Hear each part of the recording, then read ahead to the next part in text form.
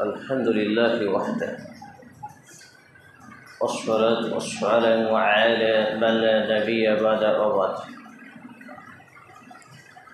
قال الله تعالى في كلامه المجيد والفرقان الحميد. أعوذ بالله السميع العليم من الشيطان الرجيم.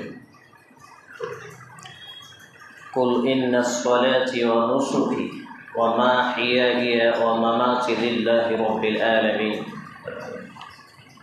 وقال الله تعالى في كلامه المجيد والفرقان الحميد. أعوذ بالله السميع العليم من الشيطان الرجيم. فصل لربك وانحر.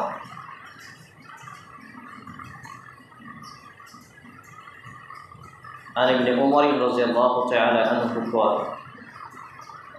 قال رسول الله صلى الله عليه وسلم إنما الأعمال بالنية. رب اشرح لي صدري ويسر لي أمري واحلل عقدة من لساني يفقهوا قولي.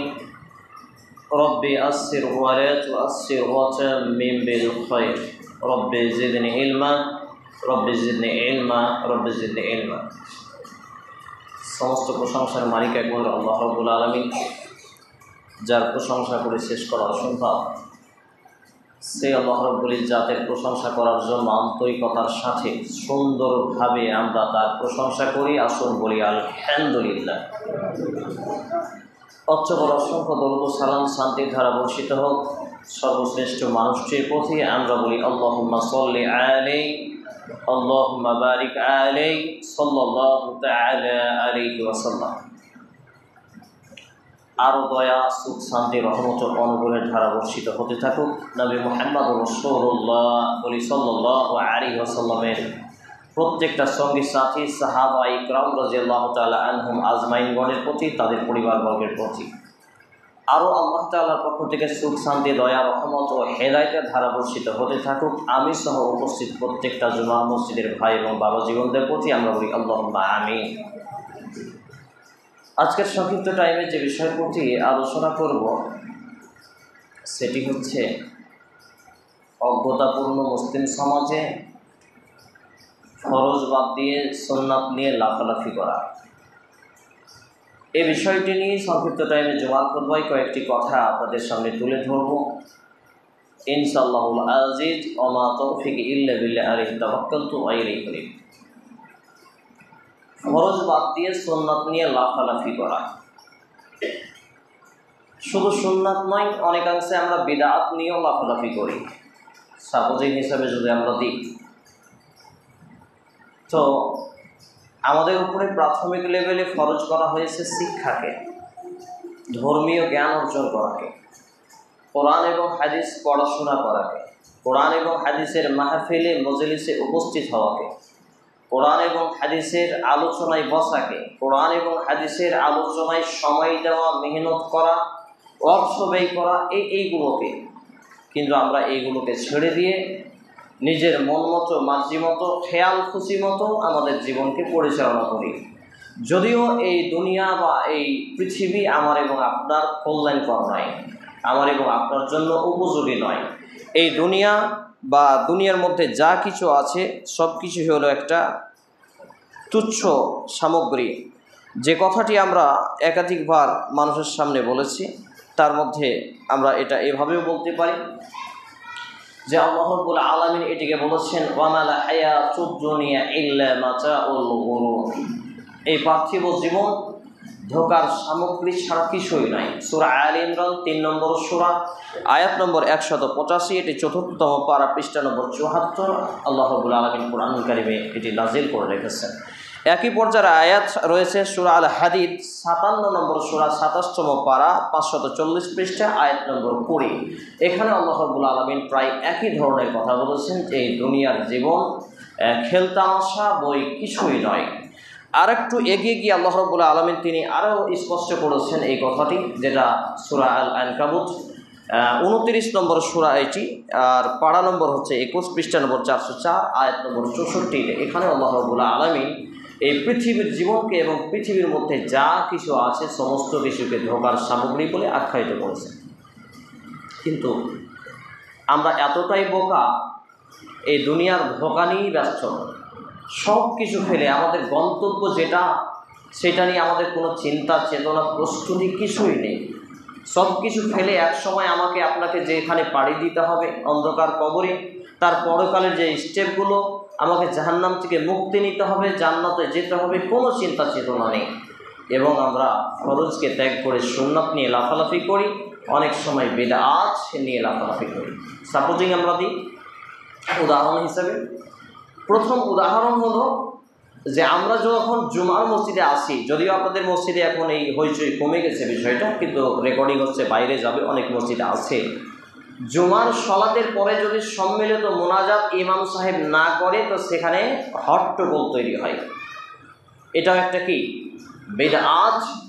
এবং যদিও কোনো ক্ষেত্রে কেউ সুন্নাত বলে তবুও ফরজ ত্যাগ করে, কারণ যেটা ফরজ ছিল সেটাকে বাদ করে দিয়েছে মুসলমান সমাজ, সেটাকে বাদ করে দিয়েছে। আর একটা উদাহরণ হলো এই যে আমরা আজকে উপস্থিত হয়েছি এতগুলো লোক, বিশেষ করে এখন এই জুমার দিনে জুমার সময় আমরা এখন উপস্থিত হলাম, তো এই লোকগুলো সবাইকে আমরা আসর ওয়াক্তে উপস্থিত হব না? কেন হব না? তাহলে আমাদের উপরে কি শুধু জুমা ফরজ করা হয়েছে? জুমা তো সবার জন্য ফরজ নয়। জুমা মুসাফিরের মাপ আছে, অসুস্থের মাপ আছে।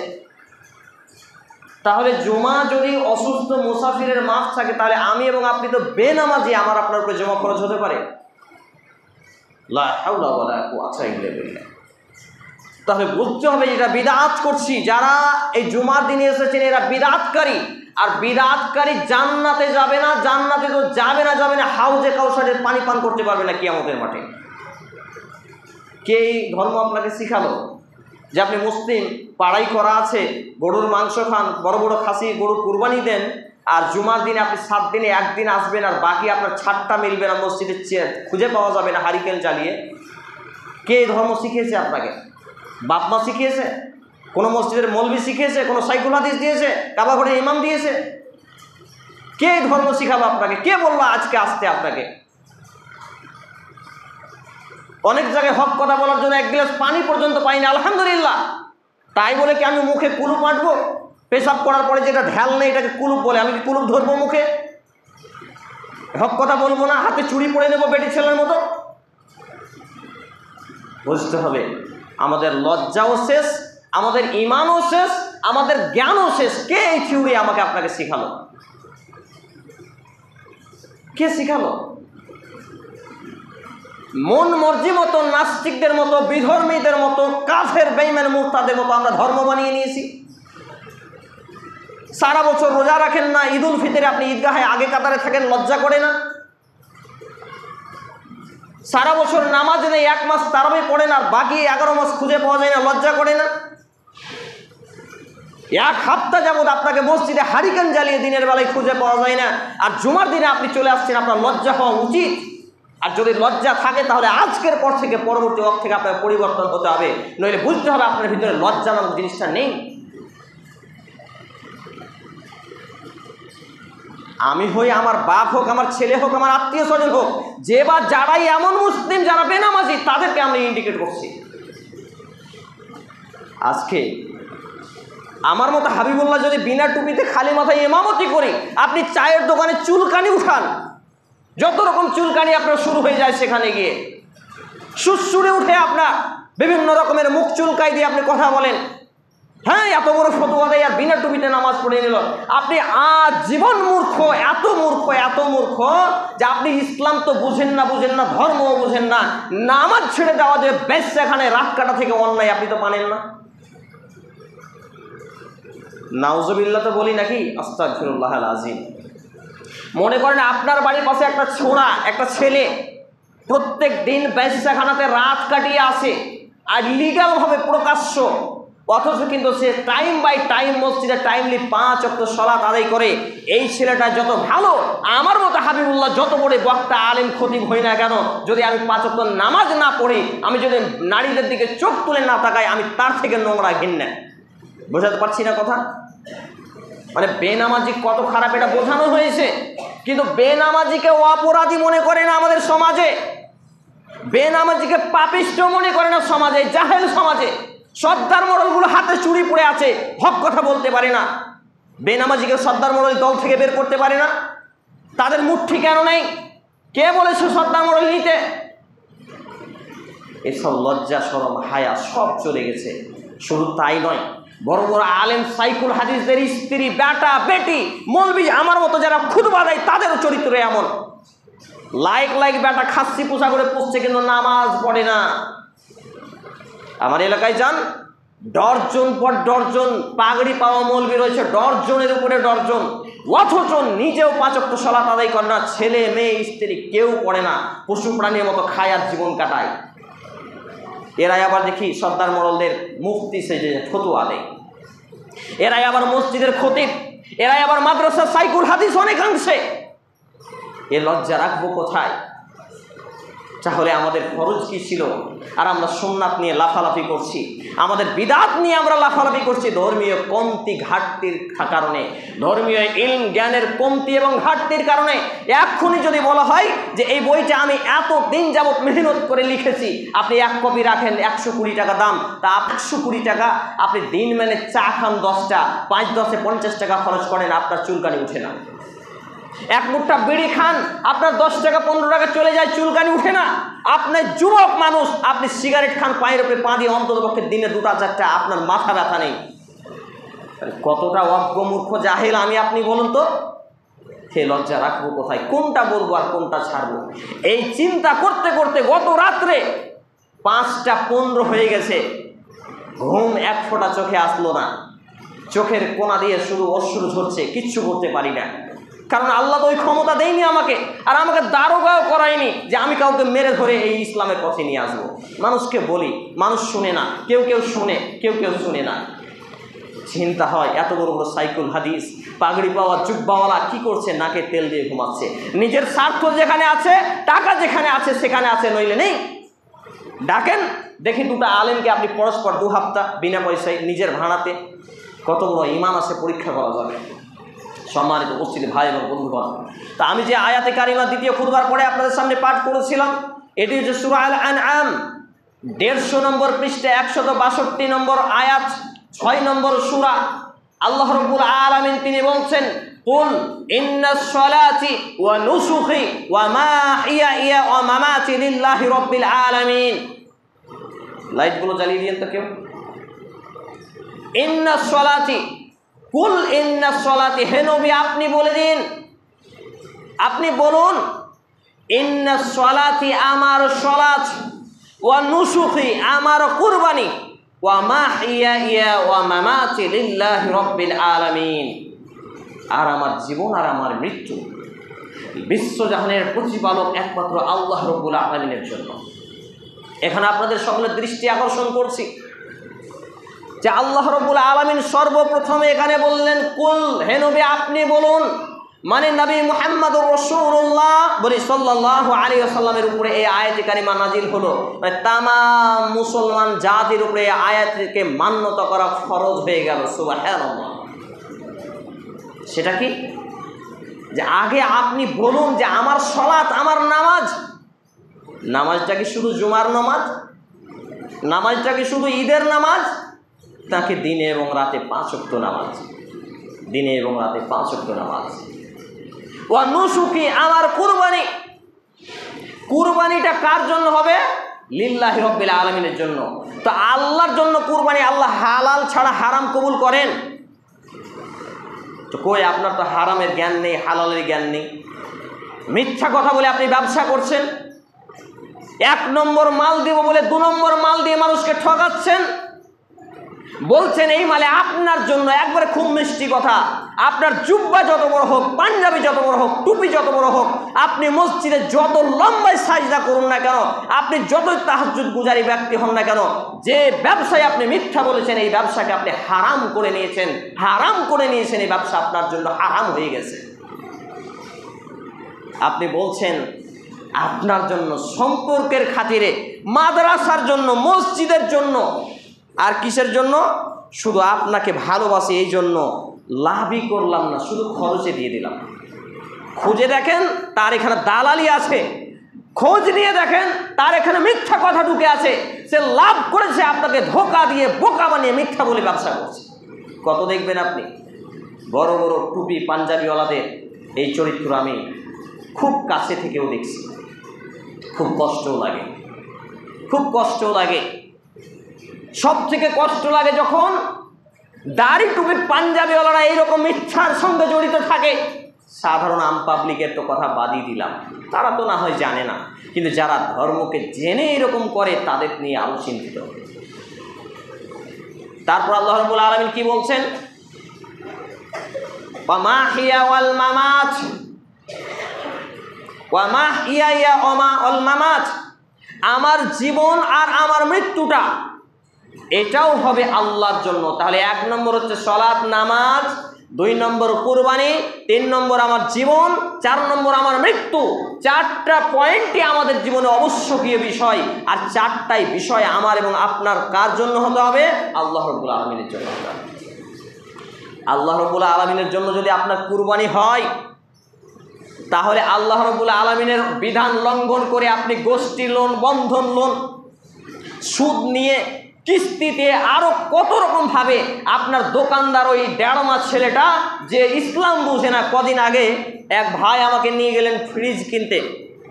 ফ্রিজের দোকানে লেখা আছে 0% সুদের হারে কিস্তিতে সব মাল পণ্য বিক্রি করা হয়। এবার আমি বললাম এখানে সুদ শব্দ লেখা আছে, 0% লেখো, আর একবারে আরো 5% দিয়ে লেখো, এটা হচ্ছে হারাম। যখনই সুদ শব্দ লেখা আছে 0% সুদের হারে, তখন এটা হারাম। তখন দোকানের কাউন্টিং করে যে ছেলেটা, ও হট করে বলছে আমার বাপ 42 বছর থেকে নামাজ পড়ে, আমি ইসলাম বুঝি না। আমি বললাম তুমি যদি ইসলাম বুঝো তোমার টাকনুর নিচে প্যান্ট কেন হে? দ্বিতীয় কথা বললাম তুমি যদি ইসলাম বুঝো তোমার দাড়ি কেন কাটা হে? সঙ্গে সঙ্গে আজান হলো, মসজিদে আমরা ছুটে গেলাম, নামাজ পড়তে গেল না, নামাজ পড়ে এসে তাকে বললাম তুমি যদি ইসলাম বুঝো, তোমার বাপই যদি ইসলাম বুঝে, তুমি নামাজে গেলে না কেন? মসজিদ তো তোমার দোকানের পাশেই। মুখ বন্ধ হয়ে গেছে। বলেন সামান্য 2, 4, 10 ক্লাস 15 ক্লাস পড়াশোনা করেছি, দিয়ে মনে করছে যে আমি এখন বাদশাহ, মনে করছে আমি এখন সব জানতা। এরা যে জাহেল, ইসলাম যে বুঝে না, সুদ কি এ তো জানে না। আপনাকে একটু ছোট্ট করে বলি, জুমার খুতবা, এগুলো লম্বা টাইমের প্রয়োজন। একজন সাহাবী একটা খেজুর, সেই সময়ের খেজুর ছিল মক্কা এবং মদিনা, কিংবা মারিয়াম এবং মাদানী খেজুরের মধ্যে পার্থক্য ছিল। যাই হোক, তো কোনো 2টা খেজুরের মধ্যে পার্থক্য ছিল, একটা খেজুর ছিল দামে বেশি, একটা ছিল দামে কম। তো একজন সাহাবী কি করেছেন, যেটা বেশি দাম এই খেজুরটা তাকে দিয়েছেন। যখন তিনি কম দামি খেজুরটা তাকে রিটার্ন করতে এসেছেন, তখন তিনি সেই সমপর্যায়ে বেশি করে নিয়েছেন। মানে যদি 1 কেজি দিয়ে থাকে তো 1.5 কেজি নিয়েছেন, কারণ তার দাম কম। উদাহরণ এইভাবে দেওয়া যায় যে ধরেন আপনি শর্মা চাল খান, আমি মিনিকেট, আমি আপনাকে মিনিকেট চাউল 1 কিলো দিলাম, আপনি যখন আমাকে রিটার্ন দিতে আসছেন 1 কিলো, তো আমি বললাম এটা হিসাব লাগাও, মিনিকেট এত টাকা কিলো আর শর্মা এত টাকা কিলো, তখন আপনার কাছ থেকে আমি 1.5 কিলো নিচ্ছি। এই খবর রাসূল করিম সাল্লাল্লাহু আলাইহি ওয়াসাল্লামের কানে যাওয়া মাত্রই বলছে, এই তুমি কি জানো এটা সুদ? লা হাওলা ওয়ালা কুওয়াতা ইল্লা বিল্লাহ। খেজুরের বদলে একটা খেজুর যদি বেশি নেই, 1 গ্রাম পরিমাণ যদি বেশি নেই, তাহলে এটা সুদ। আপনি কাউকে টাকা ধার দিয়েছেন বলে আপনি যদি 1 কাপ চা খান কারো কাছে, এই চা খাওয়া সুদ। কোথায় আছেন আপনি জ্ঞান? কোথায় আপনার জ্ঞান? কোথায় আপনার ঈমান? কিন্তু যারা ঋণ দেয় দেখবেন তারা মাঝে মাঝে এই টাকা পাবো একটু পরে দিবে, বিরিয়ানিটা খাইয়ে দাও, এই একটা দেশি মুরগি মেরে দাও, এই আজকে এই খাইয়ে দাও। আমার দেখা চোখে বলছি, বড় বড় লম্বা লম্বা দাড়িওয়ালা টুপিওয়ালাদের চরিত্র। সম্মানিত উপস্থিতি ভাই এবং বন্ধুগণ, তাহলে যদি কুরবানি আল্লাহর জন্য হয়, এই কুরবানিতে হারাম উপার্জন কেন? কত লোক ফতোয়া নিতে আসছে। আজকেই জানানো হলো যে ভাইয়া আমাদের সভাপতি আছেন, তিনি জানালেন যে আমরা যে কুরবানির গরুটা নিয়ে এসেছি, ছোট্ট একটা আব আছে, গুঠলের মতো, টিউমার যেটাকে বলে, খুব বেশি হলে 1 ইঞ্চি হবে। কিছু ডেড়মা লোক সব সময় নাভির নিচে কাপড় থাকে, নাভির নিচে গোপন অঙ্গের লোম পর্যন্ত দেখা গেছে, নাউজুবিল্লাহ। আর এইদিকে লুঙ্গি উঠাতে উঠাতে জাঙ্গিয়া পর্যন্ত উন্মুক্ত হয়ে যায়। এই ছেলে, জাঙ্গিয়া পর্যন্ত উন্মুক্ত হয়ে যায়। এমন বেহায়া লম্পট বেহিল্লা সবসময় খালি গায়ে রাস্তায় রাস্তায় চলে আর কাজ কাম করে। এইরকম বেহায়া ছেলেগুলো বলছে ওরা আগলা গরু নিয়ে এসছে, ওদের গরু কুরবানি হবে না। কোন দিকে মুখ করে মুড়তে হয় জানে না। বলেন সমাজ কোন জায়গায়? শুক্রবারে ওই লোকগুলো যায় শেষ কাতারে, একবারে সব থেকে শেষে। শুক্রবারে একটু শোনার পরে হেদায়েতের আশঙ্কা থাকে, সেইটুকু নেই। এই লোক ফতোয়া দিচ্ছে, কি ফতোয়া? ওরা আবলা গরু নিয়ে এসছে, ওদের কুরবানি হবে না। কার কাছ থেকে ফতোয়া নিব? যে লোকটা ইসলাম বুঝে না, নামাজ বুঝে না, দিন বুঝে না। অথচ ওই লোকগুলো হারামকে হারাম মনে না করে তার যে উপার্জনের সোর্স, আপনি যদি তদন্ত করে দেখেন, শতকরা 98টা ব্যক্তির উপার্জন হারাম হারাম হারাম জড়িত। একবারও বললো না মৌলভী সাহেব আমি লোনের উপরে টাকা নিয়ে কুরবানি নিয়েছি, মৌলভী সাহেব আমি কিস্তিতে বাইক কিনেছি, মৌলভী সাহেব আমি পিএফের টাকা তুলে আজকে কুরবানির ছাগল কিনেছি, আমার কুরবানি হবে কি? জিজ্ঞেসই করে না। ডেলি কালেকশনগুলোকে মানুষ কি বলে? এটা হারাম নয়, টাকা দিয়ে টাকা বেশি দেওয়া হচ্ছে হারাম। এই যে অনেক সময় বাট্টা দেখেন না, খুচরা কমে যায়, তো খুচরা দিলে কি করে? 1000 টাকা খুচরা দিলে 1100 টাকা নেই, এরকম হয়নি? নোটবন্দির সময় খুব হতো। এইটাও সুদ, প্রকাশ্য সুদ, বড় সুদ। আর যে ব্যক্তি 1 টাকা সুদ খেলো, সে নিজের মায়ের সাথে 36 বার জেনা করলো, স্ত্রীর সাথে যা করে বলবো না আস্তাগফিরুল্লাহ। কোথায় আমাদের ঈমান? তাহলে আল্লাহ রাব্বুল আলামিনের জন্য যদি আমার সালাত হয়, তাহলে সালাত হতে হবে 5 ওয়াক্ত। আর সেটা লৌকিকতা প্রিয় নয়, সেটা হতে হবে আল্লাহর সাথে অন্তরঙ্গ। আজকে জামাই এসেছে, যদি নামাজ পড়তে না যায়, জামাই বলবে আমার শ্বশুর তো বেনামাজি। বিহাই এসেছে, যদি নামাজ পড়তে না যায়, বিহাই বলবে কেমন। এইরকম নয়, আল্লাহর জন্য, আল্লাহর জন্য নামাজি হওয়া, নিজ দায়িত্বে নামাজ পড়া ব্যক্তি নামাজিদের মধ্যে থেকে 1000-এ 1 পাবেন। নামাজিদের মধ্যে থেকে 1000-এ 1। জি, দ্বিতীয় আয়াত, দ্বিতীয় খুতবার পরে দ্বিতীয় যে আয়াত আমি আপনাদের সামনে পাঠ করেছি, সূরা আল কাউসার 108 নম্বর সূরা, 30 নম্বর পারা, 608 নম্বর পৃষ্ঠা কুরআনুল কারীমের, এবং আয়াত নম্বর 2 আল্লাহ রাব্বুল ইজ্জাত তিনি বলছেন ফাসল্লি লিরাব্বিকা ওয়ানহার।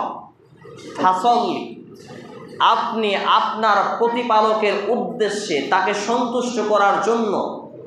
ফাসল্লি মানে মুসল্লি হওয়া, ফাসল্লি মানে সালাত কায়েম করা, ফাসল্লি মানে সালাত আদায় করা, ফাসল্লি মানে নামাজকে প্রতিষ্ঠা করা। তাহলে আপনি আপনার প্রতিপালকের উদ্দেশ্যে সালাত কায়েম করুন, নামাজ আদায় করুন, ওয়ান নাহার, আর কুরবানি করুন। তাহলে আগে কিসের কথা এলো? নামাজের কথা। পরে কিসের কথা এলো? কুরবানির কথা। আমাদের আগে নামাজ আছে নাকি কুরবানি আছে? কুরবানি নেই, গোশত খাওয়া আছে, গোশত খাওয়া আছে। কদিন আগে এক মৌলভী সাহেব বলছে, খাসি তো একটা নিয়েছি বড়, তো সারা বছর বেটা বেটিরা তো এমনি মাংস খায়, 5 কেজি 7 কেজি কিনেই নি। এইগুলো কথা বলতে হচ্ছে, সমাজের এইগুলো ফুটিয়ে না তুললে বুঝতে পারবেন না। অনেকে বলে এইগুলো বলার দরকার কি, তারা ইসলাম বুঝে না। বাস্তবতা, প্রেক্ষাপট, অনুপাতে কোরআনের আয়াত এবং হাদিসকে ফিট করে কথা বলতে হবে। তা আমার স্ত্রীও বললো যে 5-7 কেজি মাংসটা ঈদের পরে কিনে নিয়ে একসাথে। তো বলছে ঈদের মাংসের যে স্বাদ আছে রে, সেই স্বাদ সেটা কি ভোলা যাবে? লা হাওলা ওয়ালা কুওয়াতা। এটা মৌলভী সাহেবদের অবস্থা, সবাই নয়। এই মৌলভীকে দিয়ে ইসলামের আপনি কি করতে চান? এই মৌলভীকে দিয়ে তার পরিবারকে আপনি কোন জায়গায় দেখতে চান? এই মৌলবীকে দিয়ে তার পাড়া পড়োশিকে কোন জায়গায় রেখে আসতে চান? এই মৌলবীকে দিয়ে আপনি মসজিদের কি উন্নতি করতে চান? মুসল্লিদের কি উন্নতি করতে চান? এই মৌলবী দিয়ে আপনি ইসলাম ও জাতির কি উন্নয়ন করতে চান? কিছু লাভ হবে? পরিস্থিতি যখন আমি কথা বলার চেষ্টা করলাম তখন বলছে আসলে এখানে নিয়তেরও ব্যাপারটা আছে, তবে ঈদের মাংসের স্বাদ অন্য মাংসের স্বাদ থাকে না। বলেন, সেই লোকটাকে আমি কখনো 10টা টাকা দান করতে দেখিনি। আমার সচক্ষে বলছে, আমি পার্সোনাল করতে পারি, পার্সোনাল দানের গুরুত্ব আছে, প্রকাশ্যে দানেরও গুরুত্ব আছে। ওই লোকটাকে দিন ইসলামের কাজে 10 টাকা ব্যয় করতে দেখিনি। অথচ 15 লাখ 16 লাখ টাকা খরচ করে, 7 লাখ 8 লাখ টাকা খরচ করে বেটিকে বাড়ির বাইরে বেহায়াপনা নির্লজ্জপনার কাজে বিভিন্ন বিষয়ে পড়াশোনা করাই। বলেন, মুসনাদে আহমদ গ্রন্থের সেই হাদিসটা যে জাহান্নাম উদ্বোধন করা হবে কিছু আমার মতো বক্তা নামধারী আলেম রূপী জাহেলদের দিয়ে, তারা কি সেই কাতারে নয়? হাদাহুমুল্লাহ, আল্লাহ তাআলা হেদায়েত দান করুন। বিষয় এরপরের যেটা ভাইটাল, সেটা হচ্ছে আমরা যারা সালাত ছাড়া, নামাজ ছাড়া কুরবানি করি, শুনুন, এর আগে একটি আয়াত বলেই দিই, 2-4 মিনিট সময় ওভারটেক করতে পারে, কারো মাথা ব্যথা থাকতে পারে, আমার কিচ্ছু দেখার নেই। আপনি যদি মারতে চান আমি পিঠ পাতিয়ে দেব, বিচার হবে কিয়ামতের মাঠে ইনশাআল্লাহ। সেটা হচ্ছে কি, আল্লাহ রাব্বুল আলামিন বলছেন সূরা আন-নিসা 4 নম্বর সূরা 59 নম্বর আয়াত, ইয়া আইয়ুহাল্লাযিনা আমানু, হে ঈমানওয়ালারা, আতিউল্লাহ, তোমরা আল্লাহর আনুগত্য করো, ইতাআত করো। আল্লাহর আনুগত্য করা মানে আল্লাহ তাআলা যা আদেশ করেছেন সেইগুলোকে পুঙ্খানুপুঙ্খভাবে মেনে নেওয়া। আল্লাহর আনুগত্য মানে আল্লাহ রাব্বুল আলামিন যা নিষেধ করেছেন সেইগুলোকে পয়েন্টে পয়েন্টে দেয়ালে লাথি দিয়ে ছুঁড়ে মারা। এই যে লোকগুলো কাজ করছে শুক্রবারের দিন, এরা মুসলিম নয় নাকি অমুসলিম আছে? ধর্মীয় জ্ঞান কোথায়? দেখেন, ভাগা নিয়েছে, কুরবানি নিয়েছে বড় বড়। কে দিবে জ্ঞান তাদেরকে? বাপ মা দেয়নি, আমরা দিতে পারিনি, গ্রাম্য সর্দার মডেলের সেই জ্ঞান নেই, জ্ঞান দেবে কে তাকে? সবাই তো জাহেল, মূর্খ হয়ে বসে আছে। ওয়া আতিউর রাসূল, এবং তোমরা আল্লাহর রাসূল বলি সাল্লাল্লাহু আলাইহি ওয়াসাল্লামের আনুগত্য করো, অনুসরণ করো, ইতাআত করো। তো আল্লাহর রাসূলের আনুগত্য করা মানে কি? আল্লাহ রাসূল সাল্লাল্লাহু আলাইহি সাল্লাম যতগুলো কথা আদেশ করেছেন, মানতে বলেছেন, সবগুলোকে মেনে নেওয়া। বলুন, দাড়ি যে আপনি এখনো কাটছেন, দাড়ি কাটা যে হারাম, তো হারাম ছেড়ে দেওয়া হচ্ছে আল্লাহ রাসূলের আনুগত্য করা, আর হালাল গ্রহণ করা হচ্ছে আল্লাহ রাসূলের আনুগত্য করা। তাহলে বলুন, আপনি হালাল ধরলেন না, হারাম ছাড়লেন না, তাহলে আপনি আল্লাহর আনুগত্য করলেন। এখন আপনি বিড়ি টানা ছাড়তে পারলেন না, এখন আপনি মিথ্যা কথা বলা ছাড়তে পারলেন না, এখনো আপনি জর্দা দিয়ে পান খাওয়া ছাড়তে পারলেন না, গোল করা পান ছাড়তে পারলেন না, বিভিন্ন দিক দিয়ে হারামে যুক্ত আছেন, হালালকে গ্রহণ করলেন না। তাহলে আমি আর আপনি তাহলে আল্লাহর আনুগত্য করলাম। ওয়া উলিল আমরি মিনকুম, এবং তোমাদের মধ্যে যারা কোরআন এবং হাদিস দিয়ে কথা বলে, যদিও এই অংশটি ইসলামের রাষ্ট্রীয় সরকারের এই অংশটা।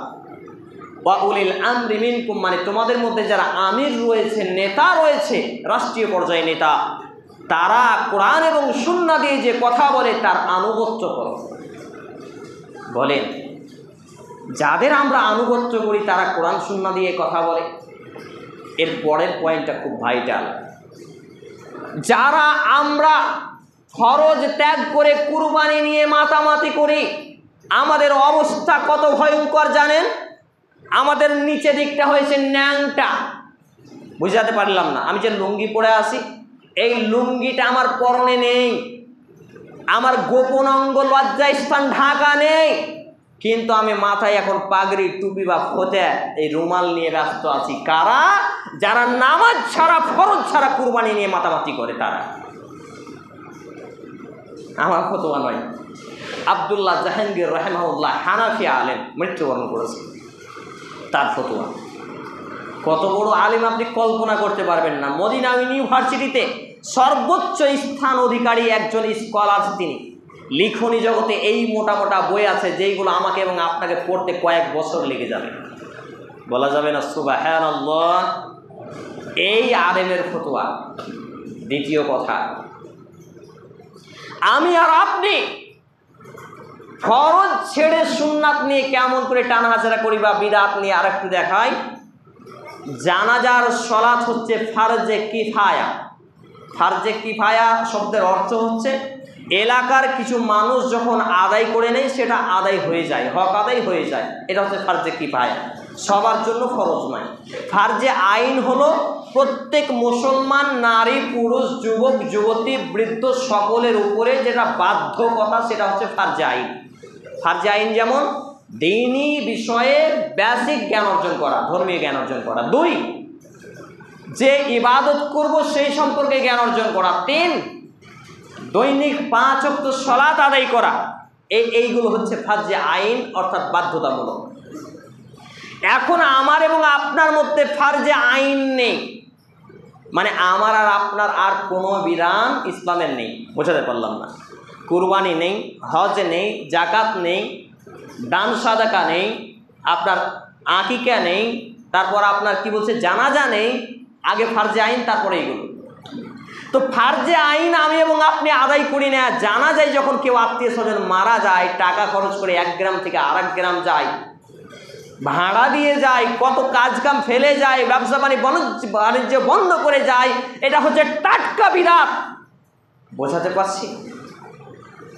যারা 5 ওয়াক্ত সালাত আদায় করে না, এরা জানাজায় যদি যায় নেকি হবে না পাপ হবে। চলে যান ব্যাংডুমি মাদ্রাসায় আব্দুর রহমান মাওলানার কাছে, বলবেন হাবিবুল্লাহ নামের ছেলেটা খুতবায় বলে গেছে, আপনি ওর যে ভুল ফতোয়া দেয় আমাকে বলে যে হাবিবুল্লাহ ভুল ফতোয়া দিয়েছে, আমার নাম্বার নোট করেন, আমাকে ডাকবেন এবং তাকে বলবেন বসুন, আমি বসতে রাজি আছি। কেউ যদি 5 ওয়াক্ত নামাজ ব্যতি রেখে জানাজায় যায়, সে পাপ করলো, নেকি নয়, নেকি নয়, নেকি নয়। এবং জানাজায় যে আমরা দোয়া জানি না, দোয়া ছাড়া কোনো জানাজার সালাত নেই। ইমাম সাহেব যদি মনে মনে পড়ে, আমাদের চুলকানি উঠে যায়। একটু জোরে পড়লে কি হতো শুনে শুনে বলতে পারতাম। ওখানে শিক্ষার জায়গা নাকি? আপনাকে শিখতে কে নিষেধ করেছে? তাহলে বোঝা যাচ্ছে ফরজ ছেড়ে সুন্নাত নিয়ে আর বিদআত নিয়ে আমরা টানা হচ্ছে না। নিচের দিককে ন্যাংটা করে রেখেছি আর মাথায় টুপি আর পাঞ্জাবি পরা। এখন একটা লোক যদি দাড়ি কাটা লোক, বড় বড় জুব্বা পাঞ্জাবি টুপি আছে, ইমামতি করে, কণ্ঠটা যদি ভালো হয়, তেলাওয়াতটা যদি সুন্দর হয়, আপনি বলবেন ইল্লা মাশাআল্লাহ, কত সুন্দর না তেলাওয়াত, অন্তরটা শীতল হয়ে গেল। কিন্তু সে হচ্ছে ফাসিক। দাড়ি কাটছাড়কারী ব্যক্তি ফাসিক, প্রকাশ্য পাপাচার। পর্যায়ক্রমে তাকে ইমাম নিযুক্ত করা যাবে না, তাকে মসজিদের মুয়াজ্জিনে আজান দিতে দেওয়া যাবে না, তাকে সালাম পর্যন্ত করতে দেওয়া যাবে না, তাকে সালাম দেওয়া যাবে না। সে সালাম দিলে তার সালামের উত্তর দিতে হবে। আজ থেকে 15 বছর আগে যখন এই খুতবাগুলো দিতাম, মানুষের হাওয়া বের হওয়া বন্ধ হয়ে যেত। এখন তো এমন কড়াভাবে কথা বলি না। সম্মানিত উপস্থিতি ভাই এবং বন্ধুগণ, আমি যে হাদিস আপনাদের সামনে পাঠ করেছিলাম, ইন্নামাল আমালু বিন্নিয়াহ, এখানেই জড়িত রয়েছে যে লিল্লাহি রাব্বিল আলামিনের জন্য। আমার এবং আপনার নিয়তটা হবে আল্লাহর সন্তুষ্টি অর্জনের জন্য। শুনুন প্রিয় ভাই, আমি আপনাকে কষ্ট দিতে আসিনি, মুরব্বী বাবা জীবন, আমি আপনাকে কষ্ট দিয়ে কথা বলতে চাইনি। তবে বাস্তবতা এত কঠিন যে আমাকে হক তুলে ধরতে গিয়ে উচ্চ গলায়, জোরালো কণ্ঠে, বলিষ্ঠ কণ্ঠে কথা বলতে হচ্ছে। আপনার জ্বরের মাত্রা এমন, 150 পাওয়ারের ক্যালপল দিয়ে, প্যারাসিটামল দিয়ে কাজ হয় না, তখন 650 পাওয়ার ডোজ লাগে। আস্তে আস্তে মিষ্টি সুরে কথা বলতে বলতে এখন সমাজের অবস্থা এতটাই রোগ বেড়ে গেছে, আর হয় না, মিষ্টি দিয়ে কাজ হবে না, এখন একে পাওয়ার ডোজ বাড়াতে হবে। এই জন্য ভোল্টেজ বাড়িয়েছে। আমার এবং আপনার প্রত্যেকটা কথাকে, প্রত্যেকটা কাজকে আল্লাহর সন্তুষ্টি অর্জনের জন্য করুন। রাস্তায় যাচ্ছেন, একটা কাঁটা পড়ে আছে, কারো দিকে দেখা নয় যে লোকে বলবে লোকটা ভালো, এমন নয়, আপনি সরিয়ে ফেলে দিন। আল্লাহ আপনার হয়তো এর বিনিময়ে আমাকে আপনাকে 5 ওয়াক্ত সালাতই করবে, আর আমাকে আপনাকে এর ওসিলায় জান্নাত দেবেন ইনশাআল্লাহ। কিন্তু আমাদের এই ঈমান নেই। কুরবানি আপনি দেন, হালাল টাকায় দেন। দান আপনি করেন, হালাল টাকায় করেন। সাদাকা আপনি দেন, হালাল টাকায় করেন। কম করে আপনি যাই করেন না কেন, আপনি যদি পতিতালয়ের দালাল হন, আপনি যদি পতিতালয়ে রাত কাটান, আপনি যদি দিনে রাতে 5 ওয়াক্ত নামাজ আদায় করেন, আপনি এখন ওই লোকটার থেকে ভালো যে এত কিছু খারাপ কাজ করে। বুঝাতে পারছি না? বলবো না সুবহানাল্লাহ? অর্থাৎ এত ভয়ঙ্কর কথা যে বেনামাজি পৃথিবীতে এত বড় কোনো পাপী নেই যে এত বড় পাপী। আর নামাজ ত্যাগের গুনাহ যে ক্ষমা হবে এর কোনো নিশ্চয়তা নেই, তবে বিশেষ তওবাতুন নাসুহাই হতে পারে, হয়, ইনশাআল্লাহ হবে। অতএব আমি আপনাদের কাছে যেটা অনুরোধ করব, যা আছেন আমরা আগে ফরজের জ্ঞানটা অর্জন করি, ফরজটাকে মান্যতা করি, এবং ফরজ নিয়ে আগে আমরা মেতে থাকি, সুন্নাত নিয়ে লাফালাফি, বেদাত নিয়ে লাফালাফি কম করি। আল্লাহ রাব্বুল আলামিন যতগুলো কথা বললাম সমস্ত কথাগুলো আগে আমাকে, তারপর উপস্থিত ভাই এবং বন্ধুগণকে বাবার জীবনকে মেনে চলার তৌফিক নসিব করুন। আমরা অন্ততপক্ষে বলি আল্লাহুম্মা আমিন। আজকে যদি আমি এই বক্তব্য দিয়ে গেলাম, আমার যদি আমল ঠিক না থাকে, কবরে যেতে যেতেই আল্লাহ তাআলা বলবেন, এই আমার ফেরেশতারা ধরো বক্তাকে পিটিয়ে আগে তক্তা করো। তক্তা হওয়ার ক্ষমতা আমার নেই, তাই আমি আগে নিজের জন্য হেদায়েত কামনা করি। আল্লাহ রাব্বুল আলামিন আগে আমার ঈমান এবং আমলে বৃদ্ধিকরণ করুন এবং জান্নাতের উপযুক্ত হিসেবে কবুল করুন। আপনারা সবাই বলুন আল্লাহুম্মা আমিন। হে আল্লাহ তাআলা, আমরা যারা মুসলমান হয়ে এখানে উপস্থিত হয়েছি, আমাদের জীবনে জানা অজানা প্রকাশ্যে গোপনে সব পাপগুলোকে ক্ষমা করে দিন। আমরা বলি আল্লাহুম্মা আমিন। হে আল্লাহ তাআলা, আমরা যাতে পরবর্তী ওয়াক্ত থেকে সালাতি হতে পারি, নামাজি হতে পারি, আমাদেরকে সেভাবে কবুল করুন। আমরা বলি আল্লাহুম্মা আমিন। হে আল্লাহ তাআলা, আমরা যাতে হালাল ছেড়ে হালাল ধরে হারামকে ছাড়তে পারি, আল্লাহ আপনি সেভাবে কবুল করুন। আমরা বলি আল্লাহুম্মা আমিন। হে আল্লাহ তাআলা, আমরা যাতে ফরজের হেফাজত করতে পারি এবং সুন্নাতের বাস্তবায়ন করতে পারি, আল্লাহ আপনি আমাদের সেই ঈমান এবং আমল দিন। আমরা বলি আল্লাহুম্মা আমিন। হে আল্লাহ তাআলা, আমরা যারা অভাবী আমাদেরকে অভাবমুক্ত জীবিকা দিন। আমরা বলি আল্লাহুম্মা আমিন।